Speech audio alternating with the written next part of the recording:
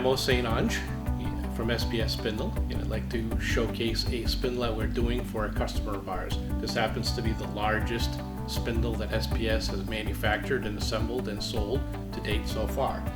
This spindle is a very large workhead that will be going on a OD grinding machine and ID grinding machine for a customer of ours. These bearings happen to be 70-48 bearings. There'll be a quad set in the spindle, so they'll be able to have the capacity to hold a very large fixture and part that the customer can grind. We have a shaft over there. This is actually the cast housing that we manufacture, spacers, all the other parts. Altogether, this assembly will weigh about 2,200 pounds.